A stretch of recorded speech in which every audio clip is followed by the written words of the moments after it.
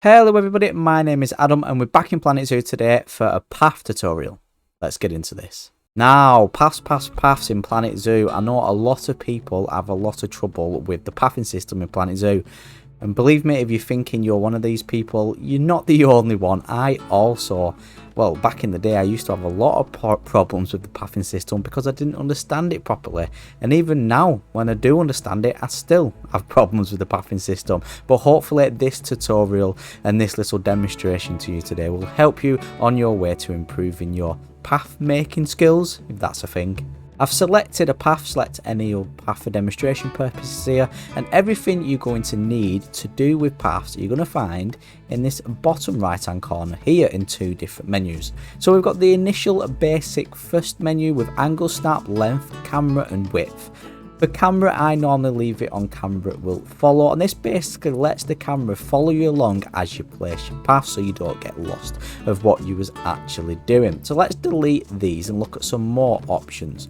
So we've got angle snap. If you want to create straight paths, I really suggest having angle snap on at 15 degrees.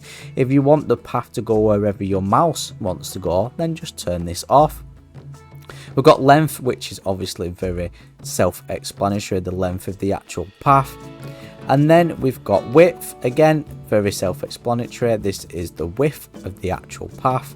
And then we've got a very handy tool, which is align to grid, which is going to be my first kind of like tip for you. This is very handy, well, for a lot of things, but if you're building like a plaza area or you want to put path on inside of a building, then align to grid is absolutely perfect to do that because you can add to the building, and I'll show you what I mean just now. So if we put down a path just like that and then we press align to grid, as you can see now it will align it to the grid just like that, giving you a nice big space to create however you want. You can lead paths off from this square space just like this wherever you want and have different. Again, like I said, this is brilliant for building up any kind of plaza area within your zoo. Now let me just delete these paths and I'm going to show you a nice little trick of how to add this to a building, because remember this is on the grid, and when you add certain building pieces that also is on the grid. So let's go into construction. We're going to go into a wall. We'll turn the blueprints off because we don't need them, and we're going to select this wall piece here. Now that is on the grid, you saw it pop up when we placed it. So because it is on the grid, we can align it to this building just like so. We'll just build a simple little square and I'll show you exactly what I mean. Now if you didn't know, you can run paths under building pieces and your guests will still walk through them, and that's the same with adding roofs as floors. Your guests will still walk on them and your staff will still be able to stand on them and walk on them as well. So align to grid, we click that and then we're going to click the building itself, and now as you can see this perfectly aligns it to the grid of the actual building, making putting paths inside of buildings very clear. If I wanted to put that there and then create a door here, or even delete this as a doorway, our guests can come in and walk through. And that to carry on this tip, if we click on floors, we can click any floors, and if you place these down like this, your guests will walk on these just like a floor. And that's a really, a really nice way how to add floorings. If you lower it down like I've just done it, all I did was split it from the group and then I lowered it down like so, and now you've got a nice flooring and your guest and your staff will still be able to stand on it, as you can see. And that is where align to grid really does come in handy. Now let's talk about more technical options and the second menu. Right, we just placed a simple path down and we're going to go into this menu and have a quick look. Now don't be alarmed, I know there is quite a few different options. Some of these you'll probably never use, some of these you will want to use all the time. Now we've got flattened terrain, which again is very self-explanatory. As you're placing your paths, it will automatically use the terrain tool in game to flatten the terrain whatever you place the path on. So if you find, I'll give you an example, let's go into terrain and we'll raise it a little bit like that. Now as you can see, if we come down here, it is raised, but if I go like this, it will flatten the terrain like so, and modify it to keep your paths nice and flat against the floor.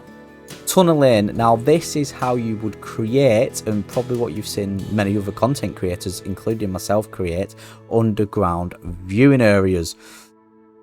Now let me just get rid of these annoying notifications.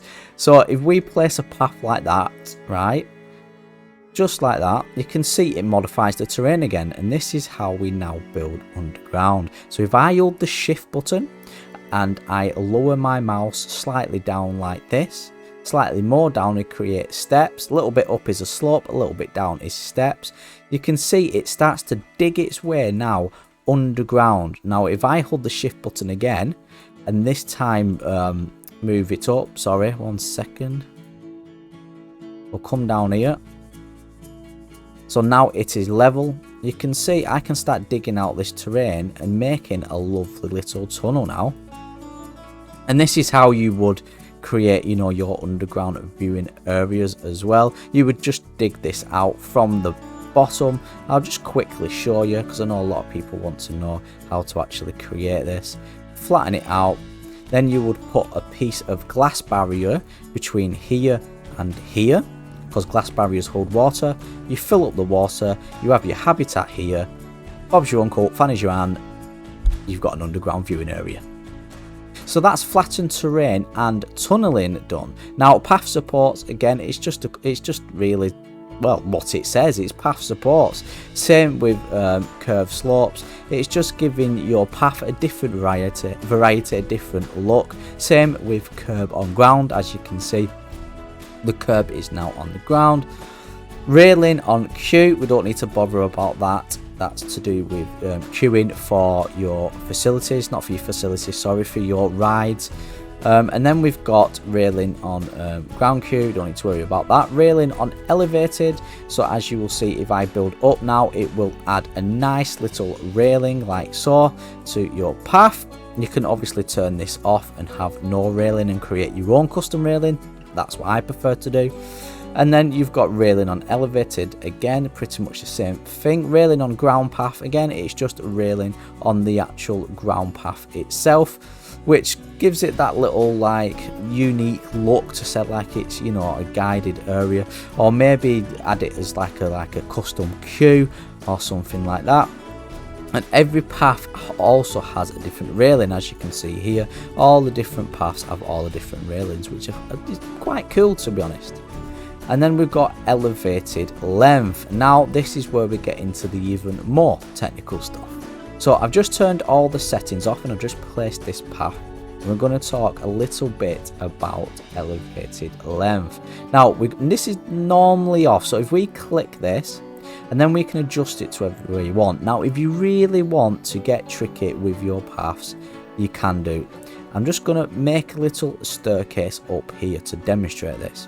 Now if we click on this, this allows us now to basically customize the length of this elevation of these stairs. As you can see, I've got like mini stairs now, and then we can increase it a bit more for larger stairs.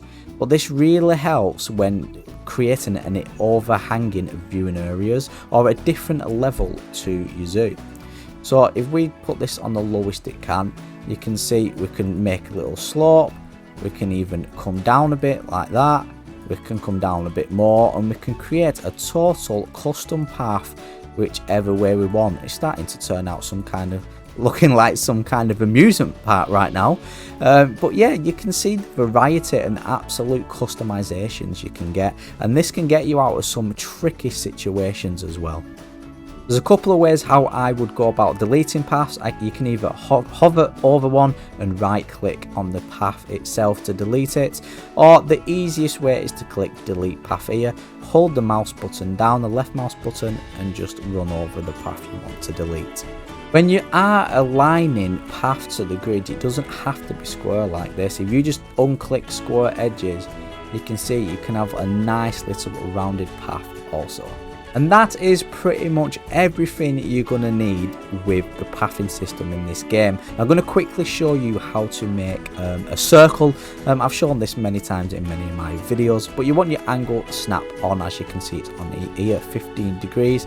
And then all you want to do is place one path like that, and then come in 15 degrees, and you just want to continue this all the way around until you get a nice circle. Now you can alter this by having it bigger, by extending the length of the path. Obviously you will get a bigger circle, as well as extending this 15 degrees to 30 degrees. You will also get a smaller circle as well. So all you want to do is just keep coming all the way around like this, moving in ever so slightly, making sure it stays at the 15-degree angle movement. See, that wasn't. Just right click it if it wasn't. Come in one, come in one, come in one. And it is quite simple. Just like that. And boom, you've got a perfect symmetrical circle. Now, I hope some of these pathing tips did help you out while you're playing your Planet Zoo. My name's Adam. If you're new around here, feel free to subscribe. New or old, hit that like button. I hope you have a wonderful day, and I will catch you in the next Planet Zoo video.